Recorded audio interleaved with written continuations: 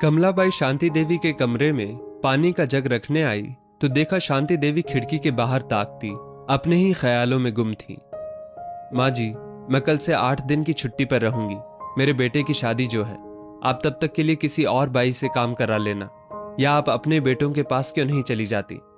कमलाबाई बोली। ज्यादा सलाह देने की जरूरत नहीं है, तू अपना देख, मैं अपना कर लूंगी। शांति देवी गुस्से में बोली। अतीत की कड़वी यादें उनकी आंखों के सामने घूमने लगी। शांति देवी का गांव में भरा पूरा परिवार था। पति राधे श्याम जी और 2 बेटे। बेटों को लायक बनाने में दोनों पति पत्नी ने कोई कसर नहीं रखी थी। बड़ा बेटा सुमित अपनी पत्नी और 10 वर्षीय बेटे के साथ मुंबई में रहता था, जबकि छोटा बेटा निखिल अपने परिवार संग पुणे में रहता था। शांति देवी और राधे श्याम जी गांव में ही रहना पसंद करते थे। 2 साल पहले राधे श्याम जी भगवान को प्यारे हो गए। उसके बाद बड़ा बेटा सुमित शांति देवी को अपने साथ शहर ले गया। बेटे के घर रहना उनकी कोई आर्थिक मजबूरी नहीं थी। पति की पेंशन मिलती थी, अपना घर था जो उनके लिए पर्याप्त था।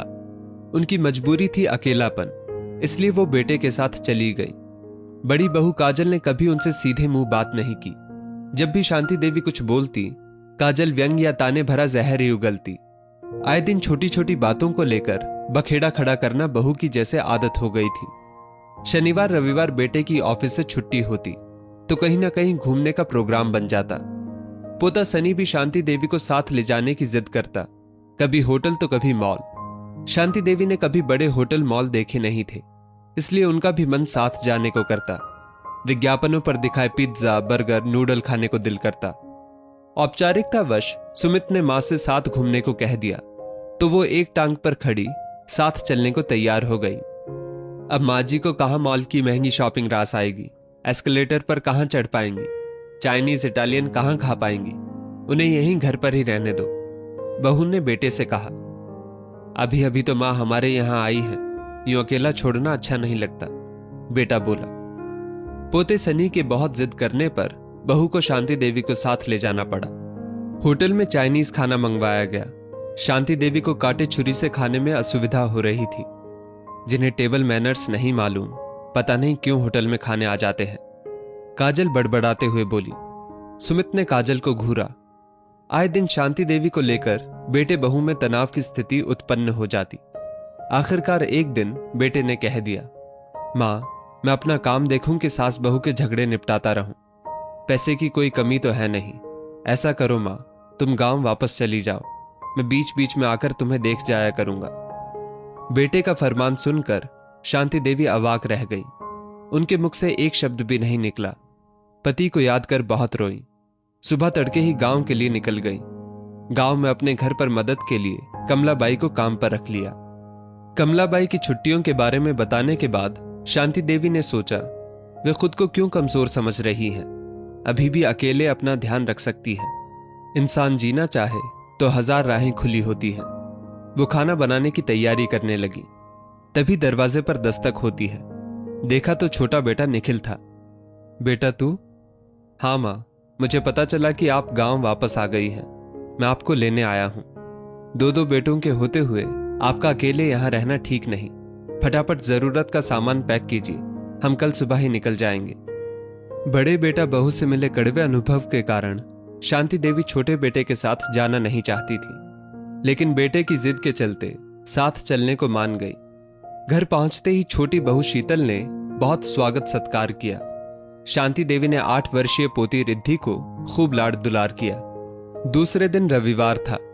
चलिए मां, कहीं घूम आते हैं, बाहर ही खाना खा लेंगे, शीतल बोली। शहरी तौर तरीकों से अनभिज्ञ शांति देवी ने घर पर ही रुकना ठीक समझा।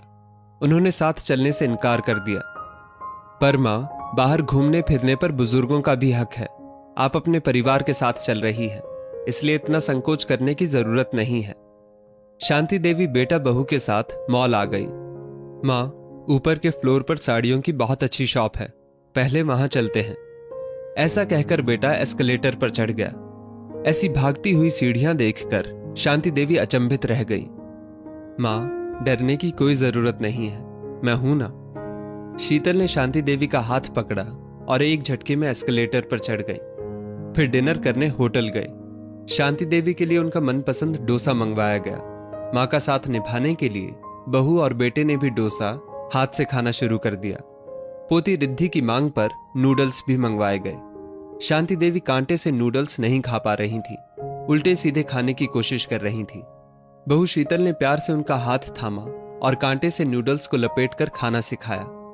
कोई बात नहीं माँ जी, सीखते सीखते सब आ जाएगा। आपको कभी सीखने का मौका ही नहीं मिला ना। माँ, आप अपने परिवार के साथ हैं, इतना असहज मत होइए। किसी को दिखाने के लिए हम नहीं खा रहे। मैं भी तो काफी कुछ इस छुटकी से सीख रही हूं। शीतल ने रिद्धि की तरफ इशारा करते हुए कहा।